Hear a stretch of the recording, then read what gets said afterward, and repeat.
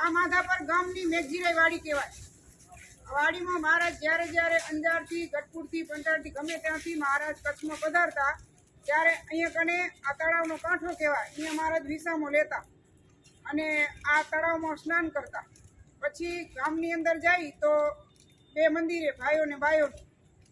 તેમાં ભાઈઓના મંદિરમાં એક પથ્થર પ્રસાદીનો કે જેની ઉપર બેસીને મહારાજ થાળ જમ્યા, અને એક લાકડું પ્રસાદીનું કે એને સિંગાડીનું લાકડું કહેવાય. અને બાજુમાં આપણે જાશું એટલે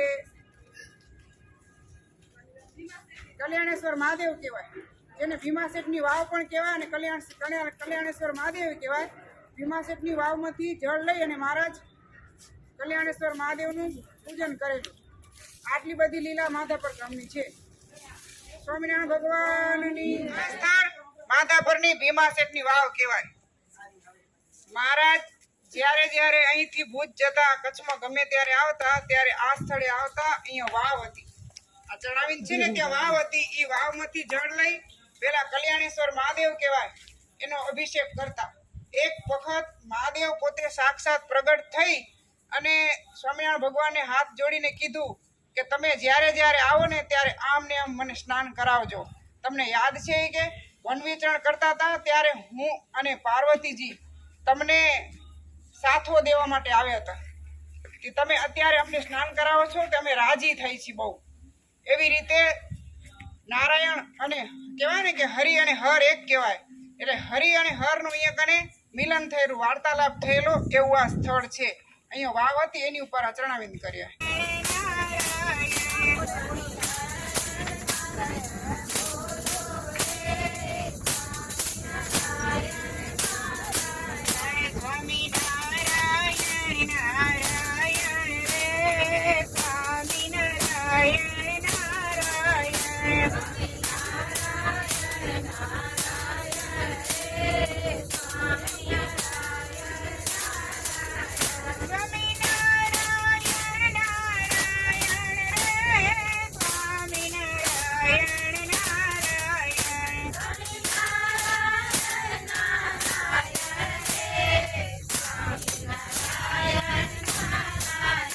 સ્વામિનારાયણ નારાયણ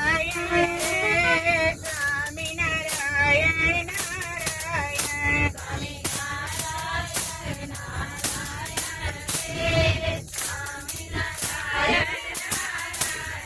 સ્વામિનારાયણ નારાયણ સ્વામિનારાયણ નારાયણ સ્વામિનારાયણ નારાયણ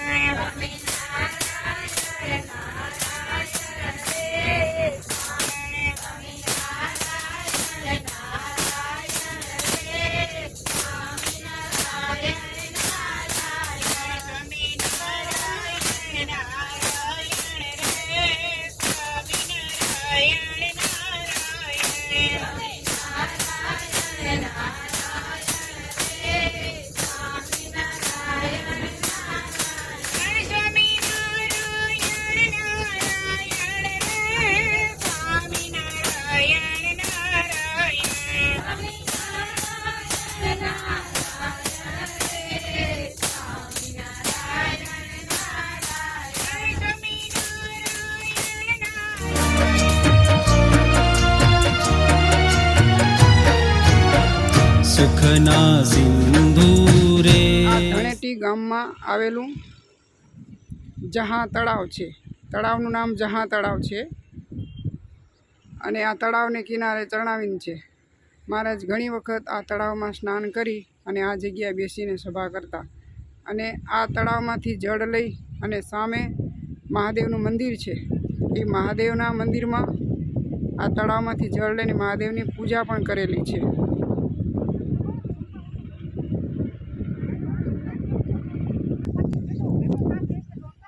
મહાદેવનું નામ છે પાતાળેશ્વર મહાદેવ.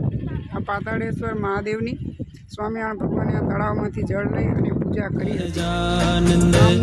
સુખના સિંધુ રે. સુખના સિંધુ રે સહજાનંદ. સુખના સિંધુ રે દયાળુ દિનના બંધુ રે.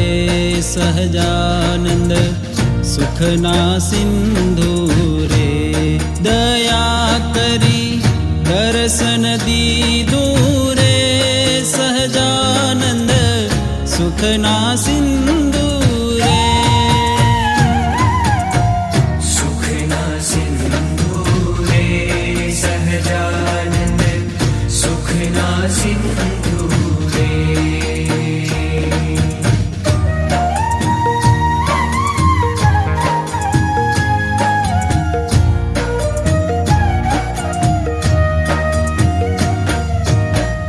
સુખ સાગર શામળા મહાસુખ મળ્યા મહારાજ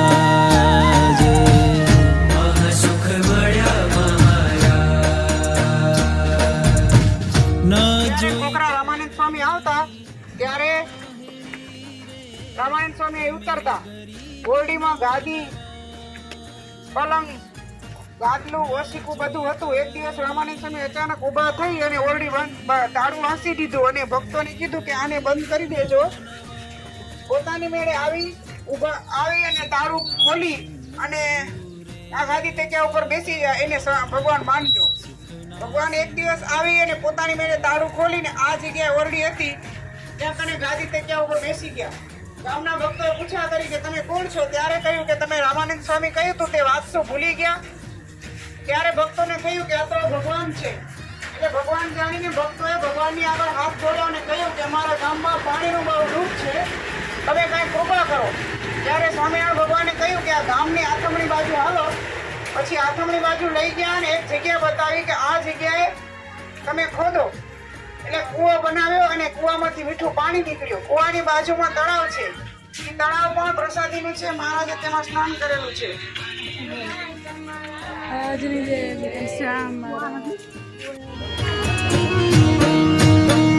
પઠણ ત્વચા માહેરી રે ખૂંચશે ચરણ સાથ ખૂંચશે ચરણ સાથ રખે દુવાતા દલ મારે નિષ્કુળાનંદના નાથ રખે દુવાતા દલ મારે નિષ્કુળાનંદના નાથ સુખના સિંધુ રે સહજાનંદ સુખના સિંધુ